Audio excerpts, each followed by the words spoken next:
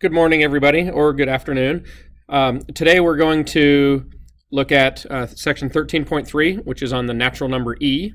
And so to start this lesson, you're first going to need a graphing calculator and a pencil and your graphing notebook. Go ahead and take that stuff out.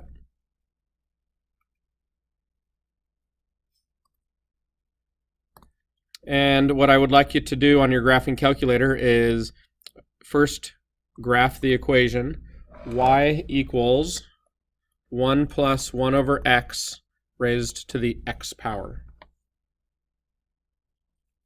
So type that into your calculator. I'll start typing that in as well at the same time. So go to the y equals menu, and under y1 we're going to type in parentheses 1 plus 1 divided by x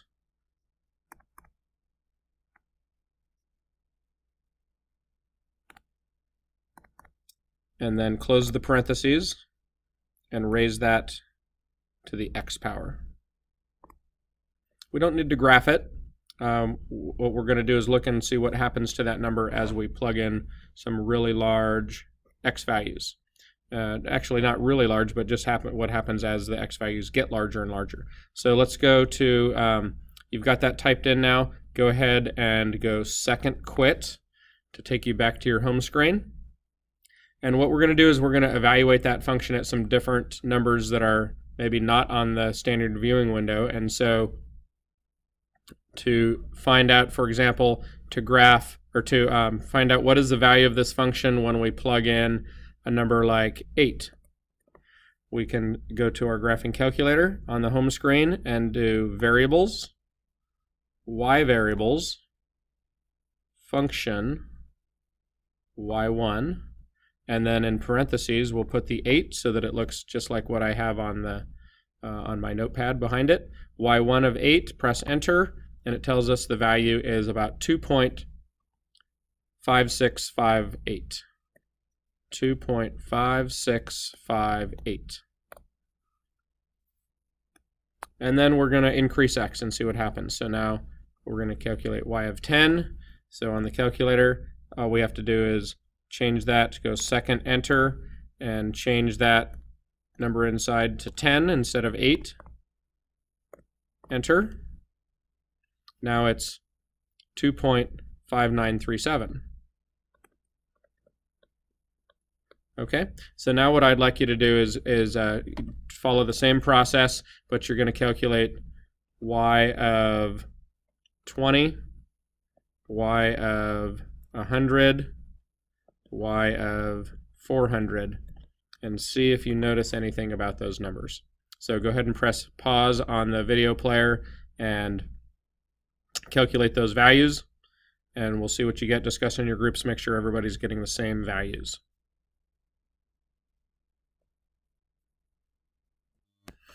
Okay, so hopefully you got the same results I did when I plugged in 20 and 100 and 400 and 1000. I got these values, and we see that at the beginning it was changing a lot, but now it seems to be getting closer and closer to this number around 2.71, and we could even, I'd added one more value. I typed in 1000, I got 2.7169. And so what's happening is this function is getting closer and closer to a special number, which we call e. E is known as the natural number, and it is defined as the limit as x approaches infinity of 1 plus 1 over x raised to the x power. And so we see that e is around 2.71 or 2.72.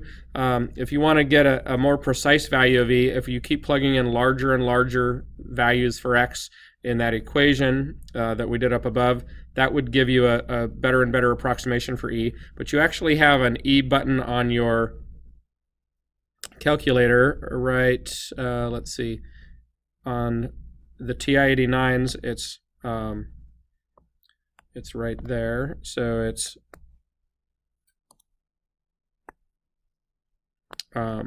in blue, see where it says e to the x. So if we want to know what e is, we just raise e to the first power. And so I'll do that with you. So if we go to second function, e, and raise e to the first power, it gives us a an approximation for E that is close to 2.718281828, which is as accurate as a calculator is capable of displaying. So that's a really accurate approximation. We'll just typically go with 2.718. So we say E is approximately 2.718, but the calculator obviously gets more decimal places added on. And so E is an irrational number, kind of like pi, or the square root of 2, or the square root of 7. Those are all irrational numbers, so that means the decimal goes on forever and ever and ever without ever repeating. And so we can approximate E with 2.718, or use our calculator to get even more precision than that. Okay, so why this number E? Well, the number E, since we're studying exponentials now, we've been looking at equations like y equals b to the x, and so what mathematicians have discovered over the years is that this special number E is really significant in exponential growth and decay. It does a great job of modeling the growth, not only the growth of things in nature like population growth and decay, growth of bacteria, decay of radioactive materials and things like that. E also works for things like money. And when we're compounding, because of this limit, as x goes to infinity, as our money grows instantaneously, that means it's growing all the time, then it's going to follow an exponential function that follows this limit. And so we use this number E a lot in math. And so you're going to start seeing it more and more, and as we move into pre-calculus, you're going to become more and more familiar with E. But just remember, E is just a number, and we're going to use E as this base. So we've been using bases like 2, so 2 to the x we graphed in the last unit, 10 to the x we graphed. Well, now we're going to look at graphs of y equals e to the x and transformations of that. So instead of using a base like 2 or 10, like y equals 2 to the x, or y equals 10 to the x, we're going to use a base of e, so y equals e to the x. And so if you go ahead and open up your books to page, let's look at page 667. Open your books up to 667, and we'll look at some information down here at the bottom of the page. And so in order to graph this exponential with the new base e, we are going to need our calculator for that, because e is not just a simple number like 2 or 10. So when we raise it to different powers, we need to be able to plug it into the calculator, except for this one. This one you can do without a calculator. This is just going to be e to the 0 power. And what is e to the 0 power? Hopefully you all said 1. Anything to the 0 power is 1. If we wanted the square root of e, that's e to the 1/2. And so this you're going to need your calculator. So on your calculator, if we wanted to know e to the 1/2, you're going to do second function e to the x and raise it to the 0.5 power. And so e to the 0.5 is about 1.6487. So we can fill that in, 1.6847, and go ahead and use your calculator and fill in the rest of those values, and then plot a graph. So if you can please press pause again, give everybody a chance to fill in the rest of the table and the graph, and then press play.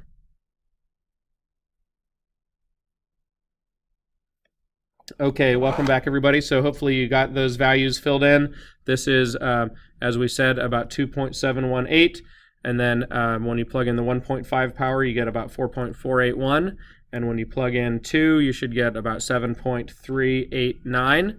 And then if we plot all of these points with the x value on top and the y value on the bottom, that number is really, really close to 0. And so what we're going to see is a graph that creeps up from very low, close to 0 x values. So like at -1, for example, it's around 1/3. And then at 1, we know it hits, or 0, it hits 1. And then at 1, it's going to be about 2.7. And at 2, it's going to be about 7.389. So way up here. And it continues climbing very, very quickly And so our graph still has an asymptote going to the left, just like we saw in section 13.1, because y equals 2 to the x, y equals 10 to the x, y equals e to the x. They all look the same. They all have that y-intercept at 1, and they all approach the negative x-axis because, remember, b is greater than 1. So all those graphs look very similar. All that changes is the steepness of the graph, but they still have those same general characteristics. Okay, so now that we have seen, this is going to be our parent graph. Remember, this is just y equals e to the x. So now we're going to transform that just like we did the graphs in section 13.1 and 13.2. This is going to be no different. So I'd like you to go ahead and go to page 669.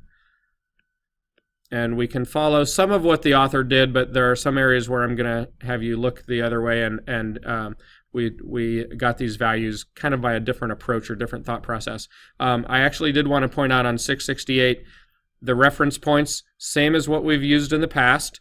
0, 1 we use as a reference point. 1b, in this case our base is e, so it's 1e is our second reference point. And then the asymptote we already talked about is y equals 0. Now this is what I want you to forget. This is confusing. The author uses those equations that I don't want you to memorize, because then you're going to have way too much to memorize for the chapter. If we just remember that we're doing the same thing for every problem like we did in 13.1 and 13.2, we're just shifting the points and multiplying by a new multiplier. And so for this equation, a couple things have changed. First of all, the plus 1, that's just going to be a shift left 1. And then the plus 4, that's going to be a shift up 4. And then the 3 in front, that is going to be a vertical expansion or vertical stretch, just as we've seen in the last couple sections, and we've seen with other functions as well. Okay, and so now we need to apply those things. So we want to think about our reference point 0, 1. Now the first thing we're going to do is we're going to shift it left 1. So forget about all this stuff. We're just going to shift that to the left 1. That means we're at negative 1. Now plug negative 1 into the function, into this new function g. Plug in negative 1, and what do you get?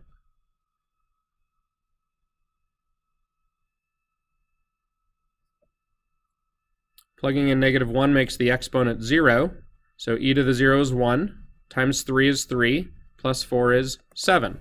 So there's no magic there, no special formulas we need to memorize. We're just shifting the x value by 1, and then plugging it in to get our new y value. Okay? Again, let's forget about this, and when we take our reference point 1e, we're going to do the same thing. We're going to shift it 1 unit to the left, so now it's at 0, and plug it in to the function g to get your new y value. Everyone do that now, please.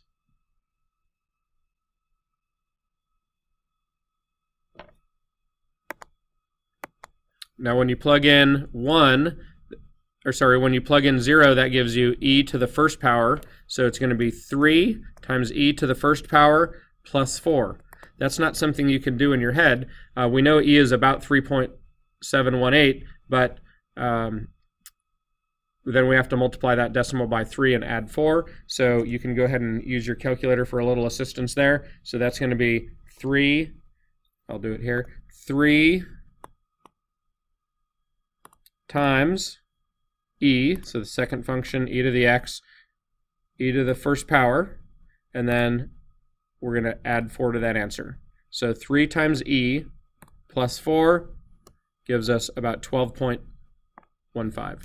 So this is approximately 0, 12.15. And now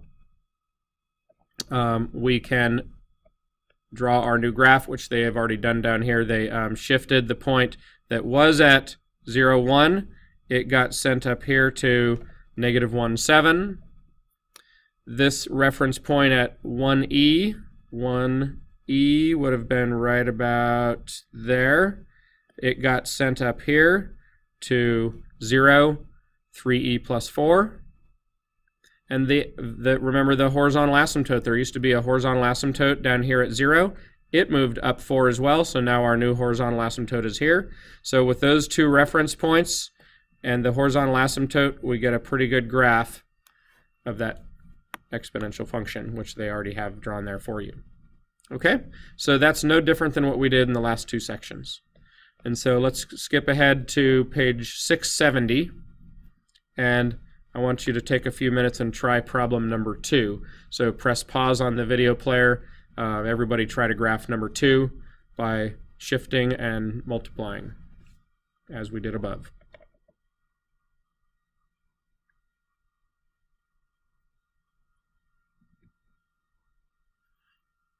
Okay, so now we see that the plus 2, this is going to be a shift to the left 2, and the minus 3 is down 3. And then this multiplier in front is just going to multiply by -1, so that's going to flip the graph vertically. Okay, and so we still translate our reference points the same way. So we start with the point 0, 1. Now it's going to shift left 2. So now we know we're going to plug in -2 for x. And when we do that, we get -1 times 1 minus 3. So now I'm at -4. And I'll plot that -2, -4 is down here. We used to have a horizontal asymptote here on the x-axis. It is going to shift down 3. So it's now down here.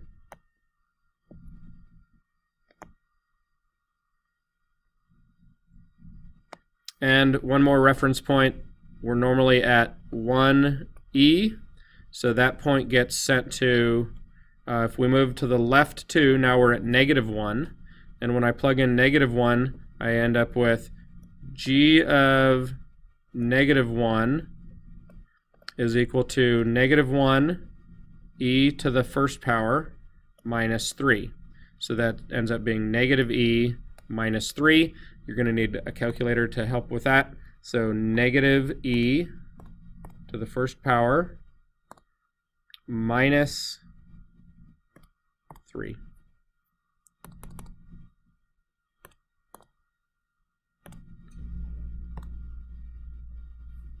About -5.17. So this is, let's see, -e, -3, and that is approximately -1, -5.18.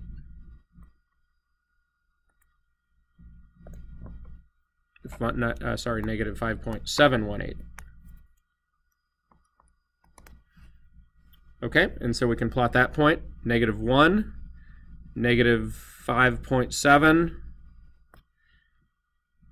and we now see our graph flipped upside down and would look something like that. And that's it. That's all we need to do to transform these graphs. So again, not really much different than what we did in section 13.1 and 13.2. So that concludes today's lesson on section 13.3. Feel free, this video will be posted on my website under the video lessons link. And so if you want to watch it again tonight, it'll be there. Have a great day, everybody.